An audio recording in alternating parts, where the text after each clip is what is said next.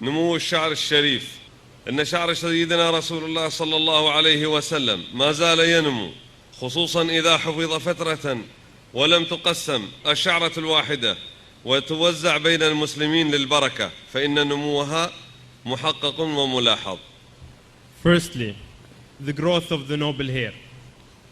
The hair of our Prophet, peace be upon him, continues to grow today, especially if conserved for a period of time, without having a single hair distributed between the Muslims for the blessing. The growth is certain and observant.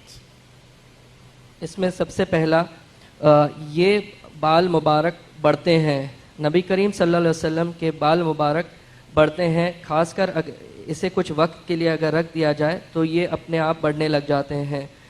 इन बड़े बालों को मुसलमानों में तकसीम किया जाता है, बरकतों के लिए तकसीम किया जाता है, और हम इसे बहुत सफाई से देख सकते हैं कि ये बाल कुछ वक्त के बाद बढ़ते हैं।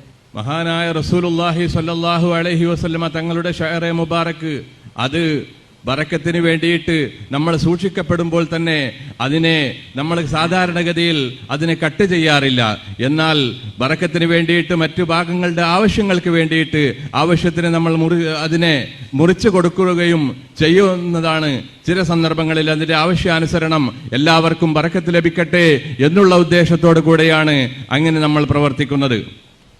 ثانيا تفرق الشعرة الواحدة. إن شعر النبي صلى الله عليه وسلم تنشطر الشعرة الواحدة منه فتنقسم إلى شعرتين أو 3 شعرات، وقد حصل ذلك وتكرر مرارا. Secondly, the division of a single hair. The hair of the Prophet splits per hair. It is divided into 2 or sometimes into 3. This has happened repeatedly. दूसरी बात, ये बाल मुबारक तकसीम होते हैं, ये हर बाल 2 या 3 बालों में तकसीम होता है, और ये मौजज़ा कई बार हुआ है. സഹോദരന്മാരെ, മഹാനായ റസൂലുള്ളാഹി സ്വല്ലല്ലാഹു അലൈഹി വസല്ലം തങ്ങളുടെ മുടി അതിനെ ചിലപ്പോൾ ഒരു മുടിയാണ് നമ്മൾ സൂക്ഷിക്കുന്നത് എങ്കിൽ ചിലപ്പോൾ അതിനെ ഒന്നിലധികമായിക്കൊണ്ട് നമുക്ക് വർദ്ധിച്ചതായിട്ട് കാണുവാൻ കഴിയുന്നു. അതെല്ലാം നബി സല്ലല്ലാഹു അലൈഹി വസല്ലം തങ്ങളുടെ മുടിയുടെ പ്രത്യേകതകളിൽപ്പെട്ട കാര്യമായിട്ടാണ് നമ്മൾ പറയുന്നത്. ثالثا شعره صلى الله عليه وسلم لا يحترق. إن شعر النبي صلى الله عليه وسلم لا تحرقه النار، وقد تأكدت من ذلك مرارا، وذلك عندما أكون في خدمة الشعر فلا أرجع شعرة سقطت إلى الشعر إلا بعد التأكد منها، وذلك بعرضها على النار خوفا من أن يختلط بشعر النبي صلى الله عليه وسلم غيره. Thirdly, his hair does not burn. The hair of the Prophet does not burn. That has been confirmed repeatedly.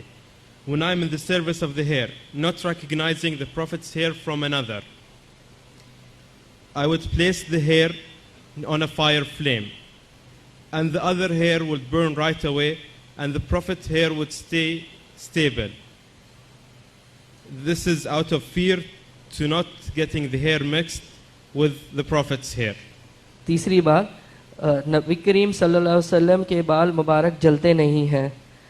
ये इन बालों की खुसूसियत है कि ये बाल जो हैं आग में डालने के बाद भी जलते नहीं हैं. जब भी मैं इन बालों की खिदमत में रहता हूँ और कुछ इर्द गिर्द के गिरे हुए बालों को नबी करीम सल्लल्लाहु अलैहि वसल्लम के बाल मुबारक से नहीं पहचान पाता हूँ, तो मैं इन बालों को जलाकर देखता हूँ, और तब उसमें मुझे पता चल जाता है कि नबी करीम सल्लल्लाहु अलैहि वसल्लम के बाल मुबारक कौन से हैं, क्योंकि ये बाल मुबारक जो हैं ये जलती नहीं, इसे आग भी कुछ नहीं कर सकती. സഹോദരന്മാരെ, മഹാനായ റസൂലുള്ളാഹി സ്വല്ലല്ലാഹു അലൈഹി വസല്ലമ തങ്ങളുടെ ഷഅറെ മുബാറക്ക് അത് കത്തുകയില്ല. എന്നാൽ അതിനെ പരീക്ഷണാർത്ഥം അതിനെ കത്തിക്കുന്നതിന് വേണ്ടി നൽകുക എന്നുള്ളത് മഹാനായ നബി സല്ലല്ലാഹു അലൈഹി വസല്ലമ തങ്ങളുടെ ഷഅറെ മുബാറക്കിനോടുള്ള ബറക്കത്ത്, അതിനോടുള്ള ആദരവ് അനാദരവ് ആയിപ്പോകുമെന്ന് പേടിച്ചുകൊണ്ട് ഒരിക്കലും തന്നെ നമ്മൾ അതിന് മറ്റൊരു കൂട്ടർക്ക് കത്തിക്കുന്നതിന് വേണ്ടിയിട്ട് വിട്ടുകൊടുത്തിട്ടില്ല. അങ്ങനെ നമ്മൾ ചെയ്യുകയുമില്ല.